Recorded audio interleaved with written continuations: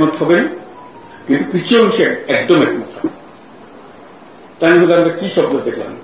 বাংলাদেশের অন্তর্বর্তী সরকারের প্রধান উপদেষ্টা অধ্যাপক ডক্টর মোহাম্মদ ইউনূস পদত্যাগ করতে পারেন এমন খবর পেয়ে সাথে সাথে তার কাছে ছুটে যান জাতীয় নাগরিক পার্টির আহ্বায়ক নাহিদ ইসলাম। গিয়ে তার মতিগতি বোঝার চেষ্টা করেন। ঘটনা অনেকটাই সত্য। প্রধান উপদেষ্টা বর্তমান রাজনৈতিক পরিস্থিতিতে দেশ চালাতে পারবেন না বলেই মনে করছেন। বৃহস্পতিবার সন্ধ্যায় প্রধান উপদেষ্টার বাসভবন রাষ্ট্রীয় অতিথি ভবন যমুনায় গিয়ে তার সাথে সাক্ষাৎ করেন এনসিপির আহ্বায়ক নাহিদ ইসলাম। সেখান থেকে বের হয়ে গোটা পরিস্থিতি নিয়ে বিবিসি বাংলাকে সাক্ষাৎকার দিয়েছেন তিনি। বলেছেন, দেশের চলমান পরিস্থিতিতে স্যারের পদত্যাগের একটা খবর শোনেন। ওয়ালটন আবারও মিলিনিয়ার অফারে ওয়ালটন ফ্রিজ কিনে আপনিও হয়ে যেতে পারেন মিলিয়নিয়ার। মিলিনিয়ার ছড়াছড়ি দেশ জুড়ে, এটা শুধু ওয়ালটনই পারে।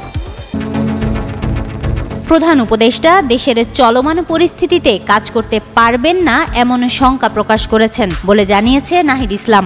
জানান, ডক্টর ইউনূস বলেছেন, আমি যদি কাজ করতে না পারি, যে জায়গা থেকে তোমরা আমাকে আনছিলা একটা গণ অভ্যুত্থানের পর দেশের পরিবর্তন সংস্কার, কিন্তু যে পরিস্থিতি, যেভাবে আন্দোলন বা যেভাবে আমাকে জিম্মি করা হচ্ছে, আমি তো এভাবে কাজ করতে পারবো না। এতেই অনেকটা স্পষ্ট হয়ে যায় বর্তমান দেশের রাজনৈতিক পরিস্থিতিতে স্বাভাবিকভাবে দেশ চালাতে পারছেন না, ফলে পদত্যাগের বিষয়ে ভাবছেন।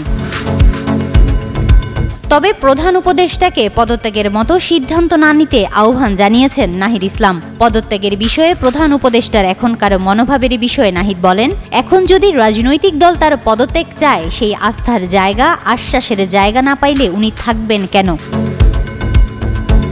বৃহস্পতিবার অন্তর্বর্তী সরকারের 2 জন উপদেষ্টা এবং জাতীয় নিরাপত্তা উপদেষ্টার পদত্যাগ বা অব্যাহতি চেয়েছে বিএনপি। এ নিয়ে আন্দোলনও করে দলটি।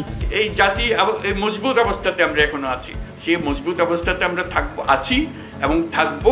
কেউ আমাদের ঐক্য ছিনিয়ে নিতে পারবে না, কেউ আমাদের স্বাধীনতার থেকে আমাদেরকে বঞ্চিত করতে পারবে না। হিমাতুল জান্নাত, যুগান্তর নিউজ।